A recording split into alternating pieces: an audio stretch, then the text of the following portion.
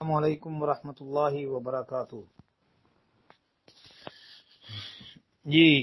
محترم بھائی کا سوال ہے کہ نبی کا غلام کہنا اس حوالے سے۔ جی محترم بھائی، اگر کوئی بندہ اپنے آپ کو کہتا ہے کہ میں نبی کا غلام ہوں، تو بھائی اب یہ تو کہنے والے کی سوچ پر ڈیپینڈ کرتا ہے۔ باقی اگر اس کہنے والے کا خیال اور نظریہ یہ ہے کہ میں غلام ہوں، مطلب کہ میں آپ علیہ الصلوۃ والسلام کے ماتحت ہوں، آپ علیہ الصلوۃ والسلام کی ساری باتیں ماننے والا ہوں، آپ علیہ الصلوۃ والسلام کے حکموں کی تعمیل کرنے والا ہوں، آپ کا تابع دار ہوں، آپ کا پیروکار ہوں، یعنی مطلب کہ جس طرح نوکر چاکر ہوتا ہے کہ وہ پیروکار ہوتا ہے، تابع دار ہوتا ہے،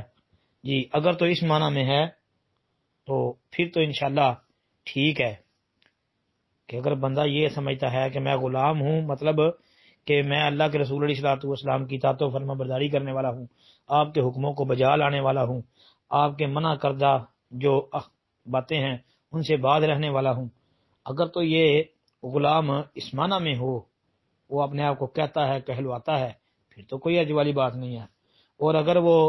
غلام کا مطلب یہ لیتا ہو کہ جی میں آپ کا غلام ہوں، جی آپ ہی میری حاجتوں کو، میری مشکلات کو رفع کرنے والے ہیں،